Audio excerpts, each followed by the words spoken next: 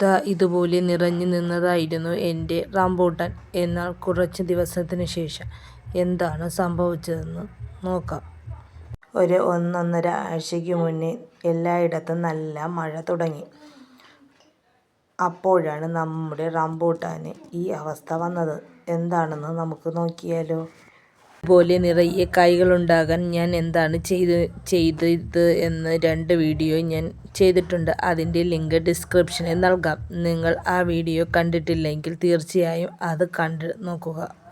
ഈ പറന്നു പോകുന്നത് ആരാണെന്ന് മനസ്സിലായോ? ഇപ്പോൾ ഇതാണ് റംബൂട്ടാൻ്റെ അവസ്ഥ. എന്താണ് സംഭവിച്ചതെന്ന് നമുക്ക് നോക്കാം. ഗാർഡൻ ടിപ്സിൻ്റെ പുതിയൊരു വീഡിയോയിലോട്ട് സ്വാഗതം.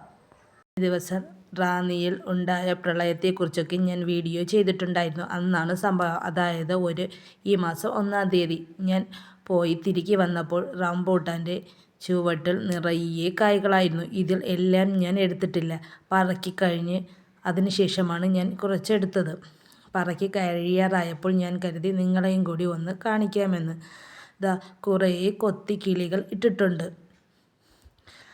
പിന്നെ കുറേ താഴെ പൊഴിഞ്ഞു വീണത് നല്ലതുമുണ്ട്. പിന്നെ കറുത്ത് ചീഞ്ഞു പോയതുമുണ്ട്.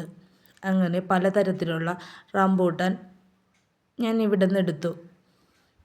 പക്ഷേ അതിൻ്റെ ചുവട് കണ്ടപ്പോൾ നല്ല സങ്കടം തോന്നി. അത്രമാത്രം റംബൂട്ടാൻ ഞാൻ പറക്കിയെടുത്തു. കളയുവാൻ തോന്നിയില്ല. നല്ലത് നോക്കി എടുക്കാമെന്ന് കരുതി. ദാ ഇവിടെ മൊത്തം റംബൂട്ടാനാണ്. ആ ഇൻ്റർലോക്കിൽ കിടക്കുന്നത് മാത്രമേ ഞാൻ എടുത്തുള്ളൂ. ദാ ഇതിൻ്റെ ചുവട്ടിലൊക്കെ ധാരാളം കിടപ്പുണ്ട്. അപ്പോൾ ഞാൻ കരുതി വീഡിയോ എടുത്ത ശേഷം നല്ലത് നോക്കി എടുക്കാമെന്ന്. ഞാൻ പറക്കിയത് ദാ കവറിലാക്കി വെച്ചിട്ടുണ്ട്. ഇത്രയുമുണ്ട്. ഞാൻ പോകുന്നതിന് മുന്നേ കുറേ പറിക്കുകയും ചെയ്തിരുന്നു.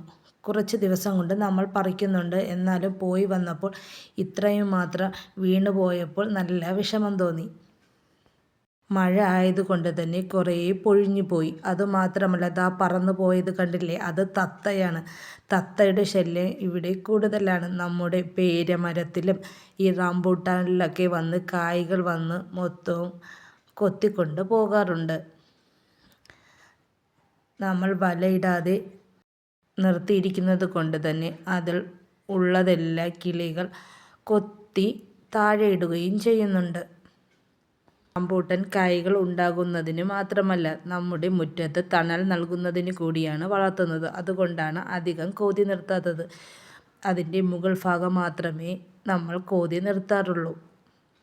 എങ്കിലും നമുക്ക് നല്ല രീതിയിൽ തന്നെ റംബൂട്ടാൻ ലഭിച്ചിട്ടുണ്ടായിരുന്നു. നമ്മൾ എന്തൊക്കെ ചെയ്താലും മഴയാകുമ്പോൾ ഇതുപോലെ കുറേ പൊഴിഞ്ഞു പോകാറുണ്ട്. ഇത് സാധാരണയാണ്. ഇപ്പോൾ മഴ കൂടുതൽ ആയതുകൊണ്ടാണ് ഇത്രയും പൊഴിഞ്ഞു പോയത്. പിന്നെ കിളിയുടെ ശല്യം കൂടിയതുകൊണ്ടും. തത്തകൾ തുടങ്ങുമ്പോഴേക്കും അത് താഴെ വീഴുന്നുണ്ടാവും. അതാണ് മൊത്തം ഇങ്ങനെ കൊത്തി കളയുന്നത് തന്നെ. ഇനി ഇതാ പച്ച ധാരാളം നിൽപ്പുണ്ട്. ഇതൊക്കെ ഇനി വിളയണം.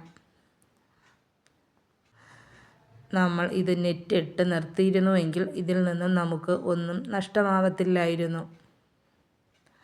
നിങ്ങളുടെ റംബൂട്ടാൻ മഴക്കാലത്ത് ഇങ്ങനെയുള്ള അനുഭവങ്ങൾ നിങ്ങൾക്ക് വന്നിട്ടുണ്ടോ?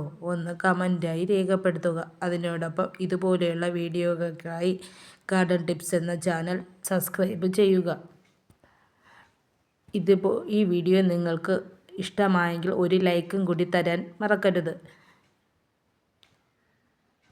ഇതുപോലെയുള്ള വീഡിയോകൾ ഇഷ്ടമുള്ള നിങ്ങളുടെ ഫ്രണ്ട്സിനും റിലേറ്റീവ്സിനും കൂടി ഒന്ന് ഷെയർ ചെയ്ത് കൊടുക്കുക.